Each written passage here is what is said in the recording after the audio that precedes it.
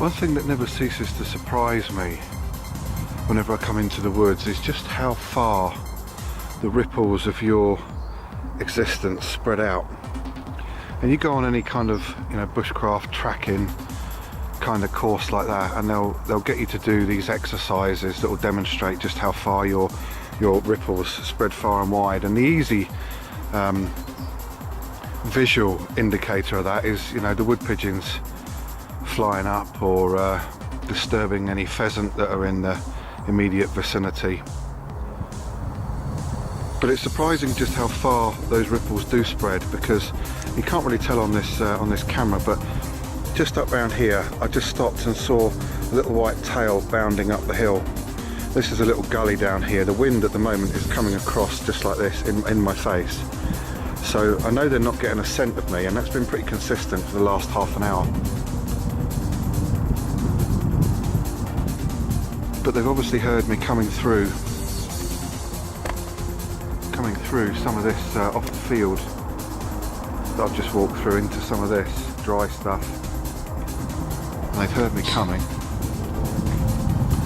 There's a little pheasant that's giving a shout out to let everybody know I'm here as well. He's a beautiful fella, isn't he, eh?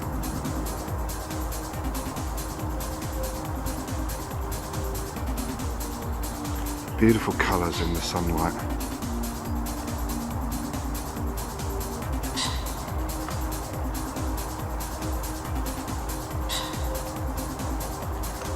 Anyway,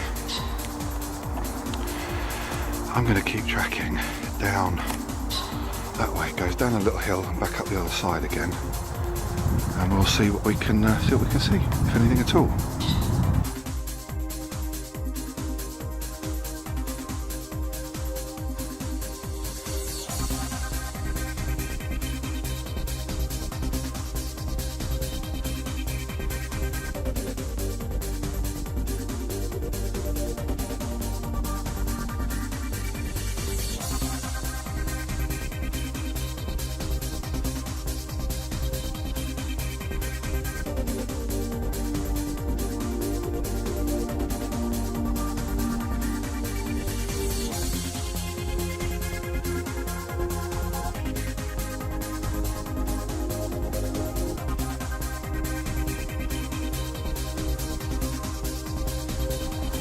Well, I could always be wrong, of course, but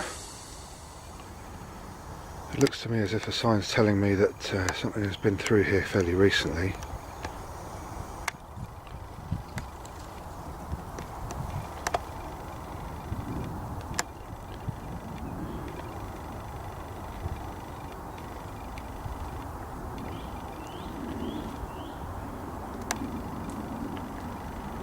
I know this is not a particularly frequented dog walking spot.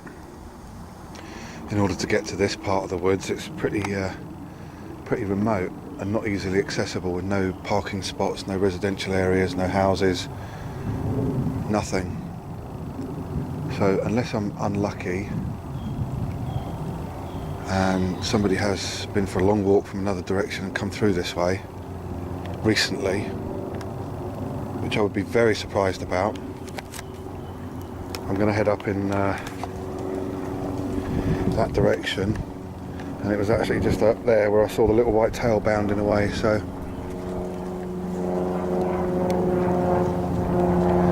carry on, see what we come up with. So here's one of the only horse chestnuts in this wood growing up here, not this one, and the leaves are well on their way to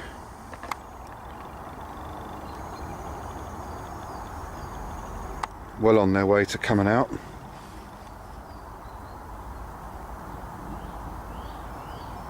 Of course, if you scrunch those up and mash them up in your hands with a bit of water, you've got a little natural soap. Very kind of distinguishable bark. Even in winter, I think that's a reasonably easy one to identify.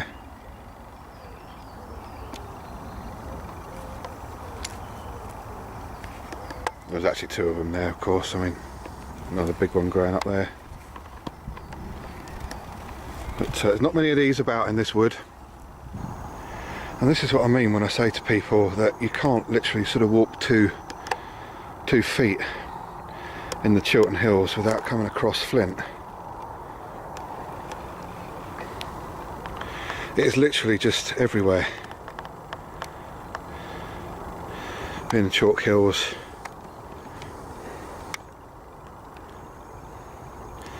You know, it's just no shortage of a resource there at all. And anybody that's been over and had a camp here will know that it is just so abundant. It's ridiculous.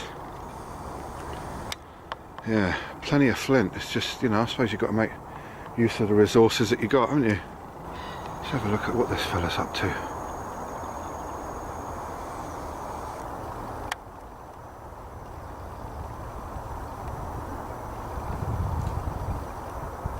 Oh, hello. Hello, mister. It could be Mrs. Grey squirrels. Obviously considered vermin in this country. Absolutely decimate the trees. There's supposed to be a control program in this wood, but I don't know how much they're doing with it. He's just rooting around, doing his thing, looking for a bit of food. Oh, there we go. Found something. What have we got here then?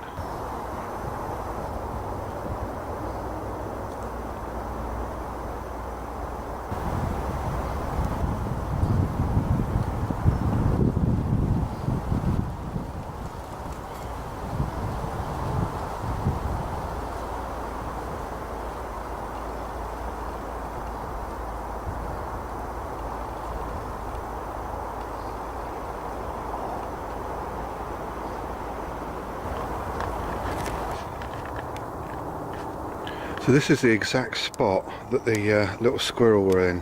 I've just kind of walked up and scared them away, really, which is a bit naughty. But so I've just come to have a look at the sign that they've left in the beach mast. Don't know how well you can see that, but it's fairly obvious that there's a lot of activity going on there on the floor. All sort of around here, all around here. Up there. I mean, that's obvious. You know, that's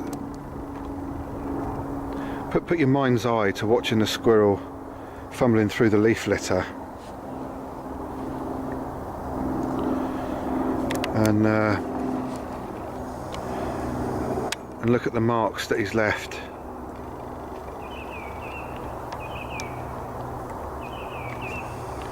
That's why I love coming out to the woods, you know, piecing these little puzzles together.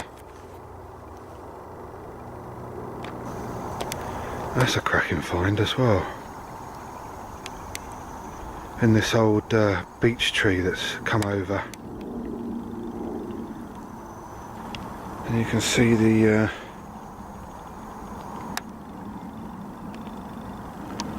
remainder of what looks to be like a bee colony inside the tree.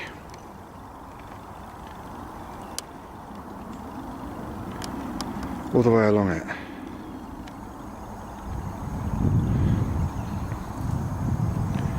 The honeycomb. How cool is that? That's what I call a cool find.